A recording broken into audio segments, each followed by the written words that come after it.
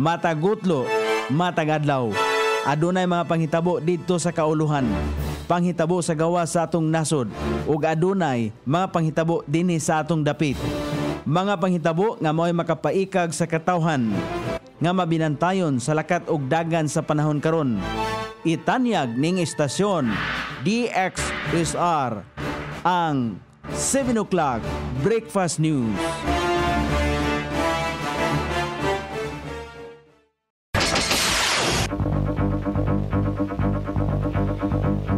Higala, kumusta? May buntag Iligan, may buntag Mindanao, may buntag Pilipinas.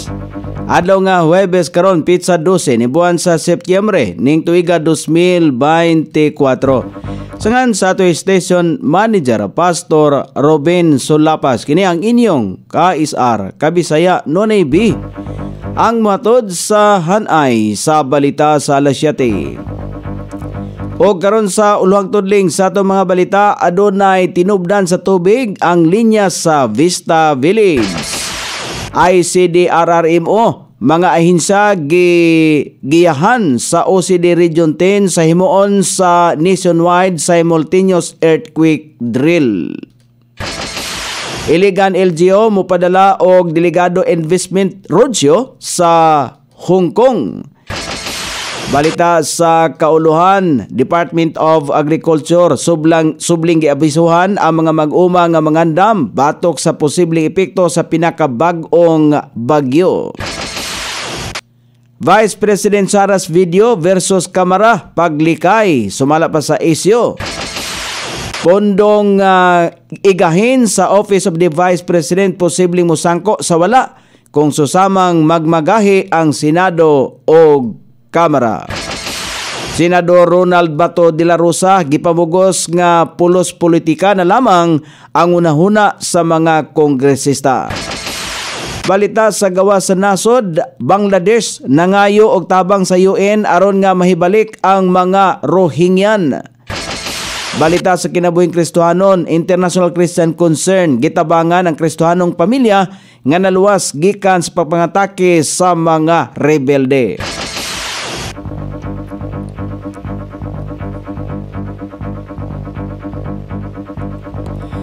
Kini ang uluhang tudling sa atong mga balita nga dalit kanato ning istasyon. DXSR 106.7 sa inyong FM dial. Ang bugtong radyo sa dakbayan siligan nga nagsibiya sa balang kasulatan, pinasubay sa inspired and preserved, not simply dictated King James Version sa Anchor Broadcasting Corporation. O karon sa kompleto nga detalye, una sa balita din sa Iligan, giklaro ni Engineer Jaime Sato ang head sa Iligan City Water Works System nga adunay tinubdan sa tubig ang linya paingon sa ground tank sa Vista Village sa Barangay Dalipugan, Dakbayan, Siligan. So kuhay kini sa pamayag sa usa ka private citizen nga wala kini tinubdan og imposible nga makatubig. Sumala pa ni Engineer Sato, konektado ang ground tank sa 6 inches pipe nga gikonektar usab sa 12 inches main line dool sa Dalipuga Central Elementary School. Nakadugang usab ang supply niining dapita ang gipump nga tubig gikan sa Barangay San Roque. Dugang pa ni Engineer Sato nga girepair lang sila karon sa leak sa ground tank o gipasusi ang kondisyon sa booster pump nini aron magamit sa pagpasaka og tubig sa tangke. Mag-instalar usab sila og linya sa ground tank nga makonektar kini sa reservoir nga anaa sa ibabaw nga bahin sa Vista Village. Kini aron makaagas ang tubig paingon sa kabalayan. Gipaabot na lang sa Iligan City Water Works System ang bat fusion machine nga gamiton sa pagsumpay sa naasoing linya. Gipahibalo ni Gilbert Kundi, ang Assistant Regional Director sa Office of the Civil Defense Region 10, ang Iligan City Disaster Risk Reduction and Management Office og mga ahensya nga mo partisipar sa nationwide simultaneous earthquake drill sa Setyembre 26 ning tuiga. Sa sistema sa pagresponde sa mga insidente nga resulta sa kusog nga linog og ang papel sa matag usa lakip sa gihisgutan ang mga senaryo human sa 7.9 magnitude nga linog, level response sa contingency plan o komunikasyon sa mga ahensya. Gisusi usab ang ground sa Robinson Place, iligan diin ipahigayon ang drill dinhi. Mo partisipar usab ang mga tenants o mga empleyado sa mall. Gidaig ni Director Conde ang kadaghan sa mga ahensya nga moapil og sumala pa niya kini ang pinakadakong nakita nga grupo nga mo partisipar sa nationwide simultaneous earthquake drill sa Region 10. Moapil usab sa drill ang DRRM sa lungsod sa Mantikaw. Gidaig usab niya ang partisipasyon sa Robinson's Place nga usa sa pribadong establishmento. I-evaluate sa OCD ang performance sa iligan atol sa drill aron makita unsay mga kusog sa responders o unsa ang mga kakayahan nga kinahanglang palambuon. Kauban ni Director Conde si Taristan Ray Ibare, ang Capacity Building and Training Section Head sa OCD Region 10. Mopadala og delegado ang iligan sa usa ka investment roadshow sa Hong Kong. Sumala pa ni Darwin Manubag ang City Administrator, mga department head sa LGU ang unang batch nga motambong sa roadshow og si Chief of Staff Bernie Jules Padilla ang mangulo sa delegasyon. Ang iligan usa sa mga syudad nga mo presentar sa Pilipinas dito sa roadshow. Aduna pay ikaduhang batch nini. Mga LGU sa 120 ka mga nasod ang naimbitahan sa panagtapok nga gimanabanang 6,000 ka delegates ang motambong nini. Ilibot usab ang mga delegado sa gobyerno sa Hong Kong ngadto sa Guangdong, China ug sa Macau. Gilauman nga magbukas ang roadshow og oportunidad sa delegado sa iligan aron makat-on sa international market trends, makaila-ila og potensyal nga mga investor og partners, makapangita og funding opportunities og uban pa.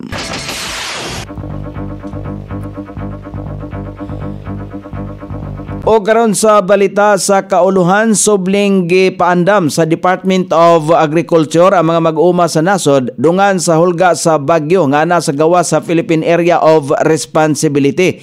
Gilayong nagpagawas og abiso ang Department of Agriculture aron mahinumduman ang mga mag-uma nga anihon na ang ilahang mga pananom nga mahimo ng anihon sa dili pa mudangat ang posibleng kusog nga mga pag-ulan o mga paghangin. Gitambagan usab sa ahensya ang mga mag-uuma nga dalon sa mas luwas nga lugar ang mga binhi, planting materials, abono og uban pang mga farm inputs aron na ma-safety unya gikan sa mga pagbaha. Gipatutukan usab sa ahensya ang kaluwasan sa mga livestock o binuhing mga hayop, lakip na ang mga pagkaon, ilimnong tubig og tambal sa mga binuhing kahayopan. Alang sa mga mangingisda, pahimangno sa ahensya nga harbiso na ang isda og uban pang makuha sa kadagatan gikan sa mga fish pen o fish pan sa dili pa ang mga pag-ulan. Pahinumdom sa Department of Agriculture nga likayan ang mulawod sa kadagatan og dili sungasungon ang kadagkong balod sa kadagatan.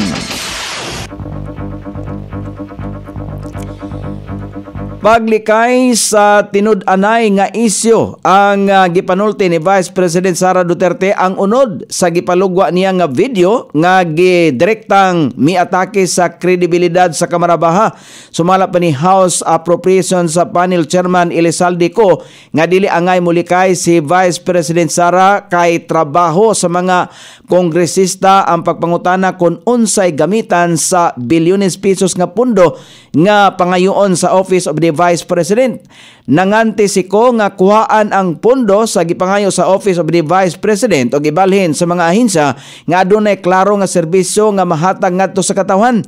Sa matag lingkod ni Duterte sa komitiba nga nagtuki sa Office of the Vice President budget kanunay ihandos batok ngadto kaniya ang 125 milyones pesos nga intelligence o confidential funds kung giunsa kini paggasto sulod sa 11 lamang ka mga adlaw na namugos ang mga pro-administration lawmakers nga trabaho sa Kamara ang pagsiguro nga magasto sa insakto ang pondo apan alang sa publiko tataw nga pamulitika o pagpangipit sa mga Duterte ang ilang gipanghimo.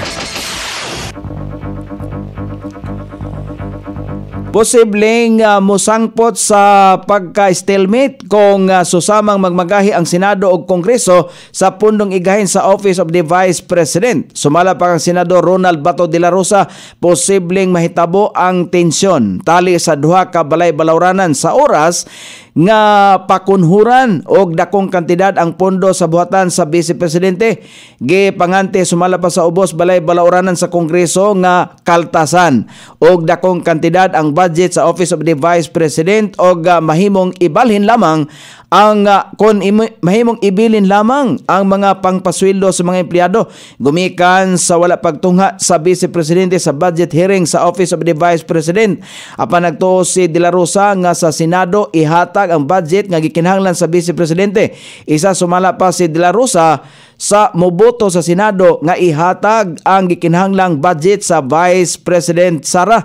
Bisan pa man nga gisulti mismo ni Vice Presidente nga kaya usab nilang magtrabaho bisan walay budget, apan sigon sa senador malisod ang naasoing sitwasyon.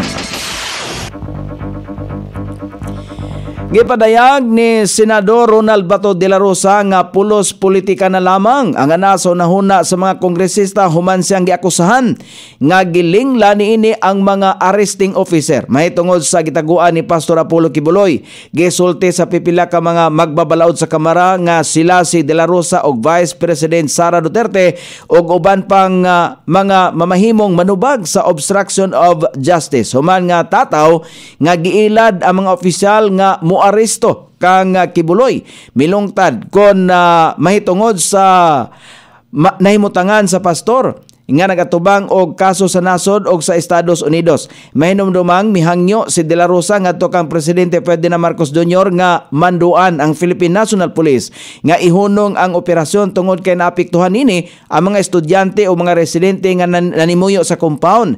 Giklaro sa senador nga ang gikonsiderar niya mao ang kahimtang sa mga residente sa compound og makabalik usab sa pagtungha ang mga estudyante. Samtang nangayo usab og katinawan si De La Rosa nga kang Kibuloy kung siya ba ang giaresto or misurrender sa mga otoridad. Sa oras nga matakda na ang pagdungog sa Senado, kinahanglan sumala pa niyang klarohon sa law enforcement agencies kung si Kibuloy misurrender ba o gidakop sa mga otoridad. Aron tubagon ang mga nakaong-ong mga pangutana, nangita na og schedule ang Senate Committee on Women and Children aron itakda ang pagdungog sa Senado aron ipaatubang si Pastor Kibuloy. O karon sa balita sa gawas sa nasod, nangayo og tabang ang nangulo sa kasamtangang transitional government sa nasod sa Bangladesh ngadto sa United Nations aron nga mahibalik ang mga Rohingyan refugees ngadto sa Myanmar. Gikataho nga na sa 1.2 milyon ka mga Rohingyan ang kasamtangang nagpuyo sa silangang dapit sa nasod, ilabi na sa Cox's Bazar District. Ang naasoing plano gikalipay sa mga katawhan tungod kay makatabang kini aron nga unahon ang mga katawhan sa Bangladesh. Tungod niini pag-istoryahan kini sa mga miyembro sa ahinsya o sa United Nations.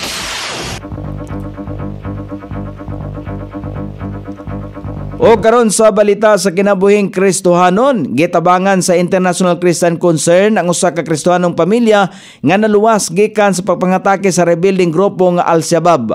Bisan pa man nga nakalingkawas sila sa pagpangatake, nawad-an usab sila og panginabuhian og kasiguruhan nga magpadayon og puyo sa ilahang lugar. Tungod ini gitabangan sa International Christian Concern ang nasong pamilya nga makabalhin og pinuy-anan og gitabang tabangan aron nga makatukod og bag-ong patahian isip panginabuhian nila. Nagpasalamat ang naasoyng pamilya sa Dios ug sa International Christian Concern sa naasoyng tabang. O karon sa pagbanabanan sa kahimtang sa dagan sa panahon, ang extension sa severe tropical storm nga Bibingka ang makapiktar sa eastern section sa Luzon ug Visayas. Ug ingon man hanging habagat ang makapiktar sa Mindanao ug sa ubang bahin sa southern Luzon ug Kabisayan. Ang tropical cyclone outside par severe tropical storm nga Bibingka ana kini mahimutang sa gilayong 1975 kilometro sa silangang bahin sa Central Luzon. Nagdala kini og gikusgon nga hangin nga 95 kilometros matag oras nga dunay pagkuso-kuso nini nga 115 kilometros matag oras. Nag-irog kini sa kasagpang bahin sa gikusgon nga 20 kilometros matag oras. Ang Eastern Visayas, Caraga, Catanduanes, Albay, Sorsogon, Masbate, Palawan, Occidental Mindoro, Romblon ug ang ubang bahin sa Kabisayan ug Mindanao, Cagayan Valley, Aurora, Quezon ug ubang bahin sa Bicol Region ang makatagamtam o madag-umon nga kalangitan inubanan sa patak-patak nga mga pag-ulan karong adlaw kini epekto sa extension sa tropical storm nga Bibingka. Samtang ang ubang bahin sa Mimaropa, Calabarzon, Metro Manila ug ang ubang bahin sa Luzon ang makasinati o madag-umon nga kalangitan inubanan sa katak-katak nga mga pag-ulan kini epekto sa hangin habagat. Sukod sa temperatura dinhi sa Dakbayan Siligan ang kabugnaon na nasa 26 ug ang kainiton mosangko sa 32 degrees sentigrado.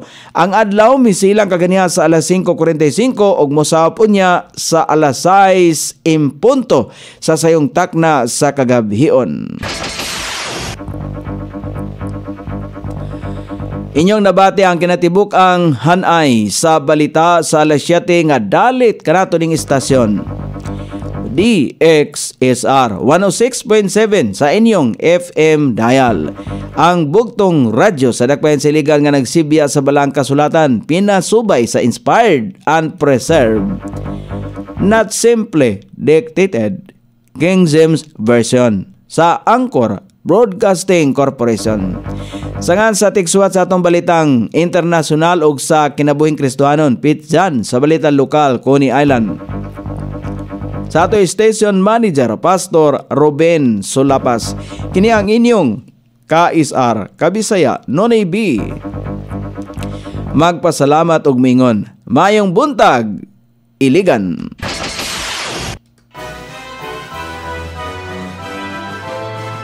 Inyong nabati ang 7 o'clock breakfast news hangtod na usab og mga adlaw sa samang takna o sa samang istasyon.